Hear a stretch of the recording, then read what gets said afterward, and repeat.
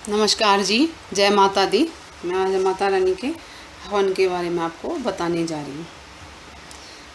हवन का करने वाली बात यह है कि आप हवन कौन कौन कर सकता है। हवन वो कर सकता है जिन्होंने या तो माता के ब्राह्मण पंडित जी द्वारा आपने माता दुर्गा सप्तशती के पाठ बिठाए हों, या फिर आप रामायण के पाठ कर रहे हो, वो लोग हवन अवश्य उनको आप ज़रूर करना पड़ता है। 13 अध्याय पूरे हो गए तो आप हवन ज़रूर करें, और रामायण के पाठ बिठा रखे हैं तो भी आप हवन ज़रूर करें। और अगर आपने ये सब नहीं कर रखा, आप साधारण तरीके से पूजा कर रहे हैं, तो अगर आप घर की सुख शांति के लिए करवाना चाहते हैं तो वो अलग से बात है, वो भी हवन करा सकते हैं।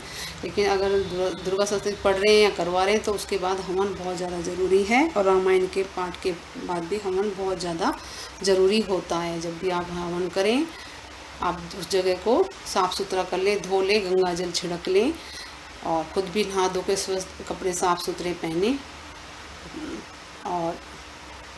और लेडीज़ जो भी हवन में बैठे वो अपने सिर पे माता के जो भी होते हैं लाल रंग की चुन्नी, कुछ भी लाल आसन का प्रयोग करें। वहाँ पे जो भी बिछाएं आप बिछा के बैठे, बिना बिछाए परिवार के सदस्य ना बैठें, उत्तर की तरफ या पूर्व की तरफ मुँह करके बैठें। और कुछ ईंटें लेके आ जाएं, उस पर रेता बिछा के आप सूखी कुमकुम और हल्दी, सूखी हल्दी से अष्टदल बना लें।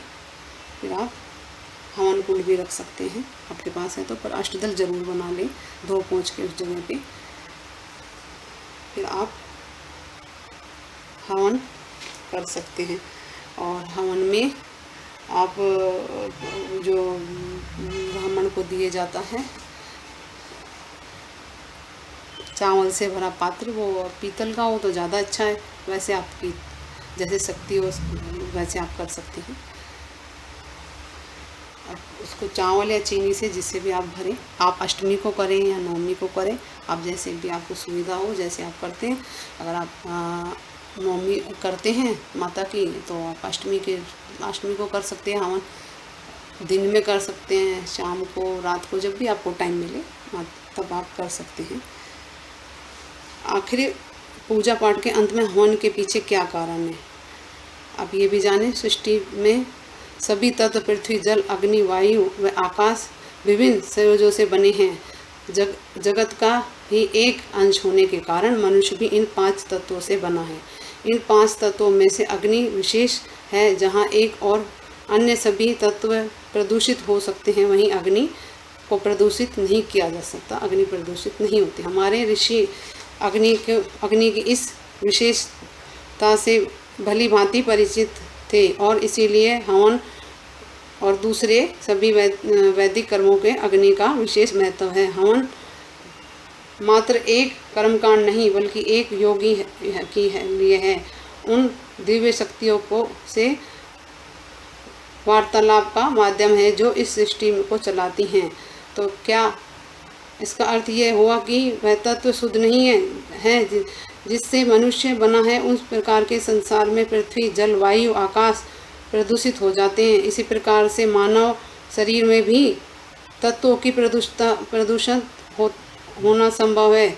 यह प्रदूषण मनुष्य को पतन अथवा विकृति की ओर धकेलता है। मनुष्य में इस तत्वों को प्रदूषण का पता लगाना अति सरल है। पृथ्वी तत्व दूषित होने पर व्यक्ति को समाज में प्रतिष्ठा, पद और भय, जीवन शैली जैसा सुविधा पाने की इच्छा बेलगाम होने लगती हैं। जब जब तत्व दूषित होता है तो अप्रकृति, काम, इच्छा जागृत होने लगती है। वैदिक शास्त्रों अपनी वास्तविक संभावित इच्छाओं का दमन करने के लिए नहीं कहता। अग्नि तत्व को दूषित नहीं किया जा सकता। योग और सनातन की क्रिया और साधना से साधना अग्नि तत्व को अनुकूल स्तर बनाए रख जा सकता है। वायु तत्व पर निश्चित करता है कि हृदय व फेफड़े ठीक से कार्य करें।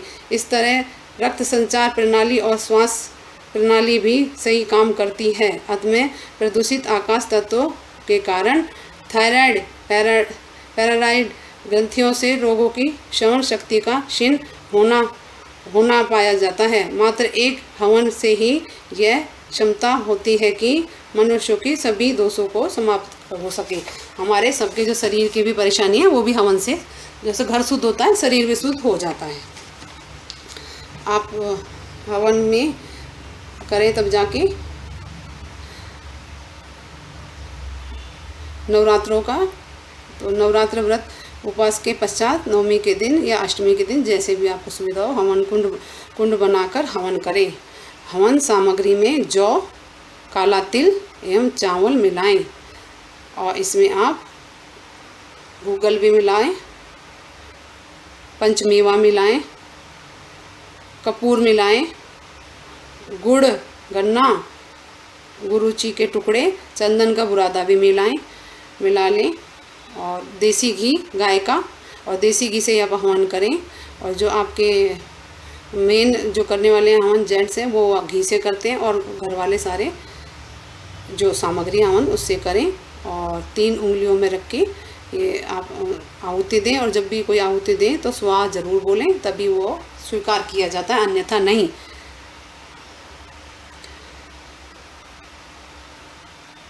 हवन में आप आम की लकड़ी का प्रयोग करें। हवन प्रारंभ आम की लकड़ी ज़रूर लें, और आप जब भी नवरात्रों में करें बांदरवाल ज़रूर लगाएं घर में। हवन कुंड को पूजा कर लें, तत्पश्चात मंत्र पढ़कर हवन करें। यदि आप वैवाहिक जीवन में हैं तो पति पत्नी साथ साथ हवन करें, और नहीं है तो फिर और साथ वैसे जोड़े से ही बैठ पलाश, लट्टू चिट्टी, पीपल, गूलर, कुश, शमी और दुर्वा से ही प्रारंभ करें। यह लकड़ियां विभिन्न देवताओं की कृपा हेतु हवन में प्रयुक्त की जाती हैं। सूर्य देवता के लिए अर्क, चंद्रमा के लिए पलाश, मंगल के लिए कत्था, बुध के लिए लटचिड़ी, शुक्र के लिए गूलर, शनि के लिए शमी, राहु के लिए दुर्वा और केतु के लिए कुशा का प्रधान है। इन्हें घी में डुबोकर हवन करें डालें। इसके बाद खीर पूरी से भी हवन करें। हवन सामग्री से हवन संपादि करें। ये विशेष रूप से ध्यान रखें कि देवी देवताओं के नाम के साथ स्वाहा शब्द का प्रयोग अवश्य करें, ये जरूरी है। आप बर्फ़ी, खीर, पूड़ी, हलवा जो भी हैं, आप हलवा जो भी बनाएं माता रानी के भोग का, आप गाय के घी में बनाएं, शुद्ध घी में, और उसको भी आप हवन में ज़रूर आहुति दें। और आप फ्रूट की भी दे सकते हैं अपनी मन इच्छा अनुसार, मनवांछित फल के लिए। जिससे भी कराएं, आप योग ब्राह्मण हो उनसे आप हवन कराएं। और अब जब हवन की समाप्ति होती है पूर्ण आहुति के लिए, सारे परिवार के सदस्य बैठे साथ में, तो आप सामग्री सारी जो होती है उसको डाल के एक गोला लें पका हुआ, उसको थोड़ा ऊपर से काट लें, उसमें घी भरें, देसी घी, और जो भी पुरुष सदस्य जो घी की आहुतियाँ देते हैं वो खड़े होके और उसको सीधा सीधा बीचों बीच हवन कुंड में रखें, जैसे कि माता का प्रतीक हो। जैसे हम नारियल सीधा कलश पे रखते हैं वैसे प्रतीक हो माता का, वैसे वो दिखें। ऊपर से घी डालें, ये पूर्ण आहुति होती है। इस तरीके से आप हवन करें।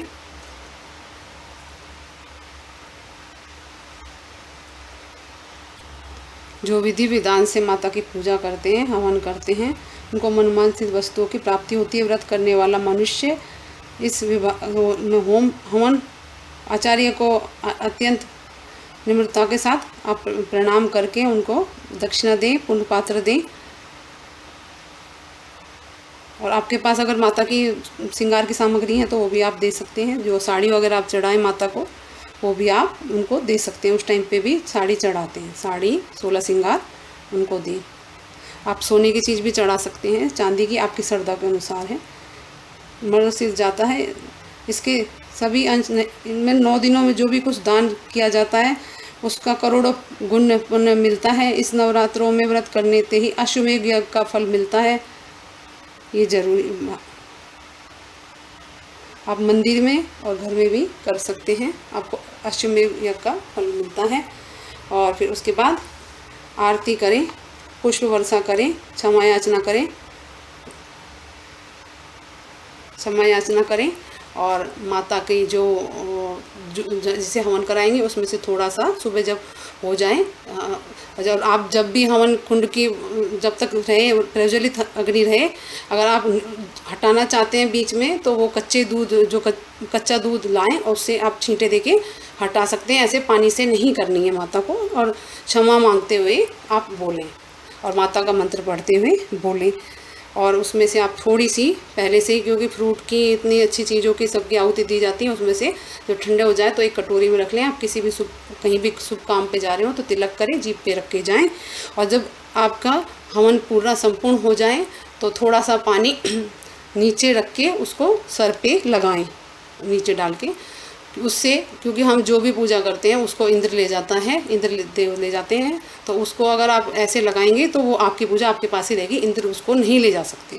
तो आपको उसका फल ज़रूर मिलेगा, नहीं तो इंद्र देव ले जाते हैं। और क्षमा याचना करें, मैंने आपको आगे बताऊंगी अभी क्षमा याचना का, कि लास्ट में क्षमा याचना कैसे करें। और जो मेरे से भी कोई गलती हो तो क्षमा करें, जो भी रह गया हो तो। और मेरे चैनल को लाइक करें, सब्सक्राइब करें, शेयर करें। जय माता दी, नमस्कार जी।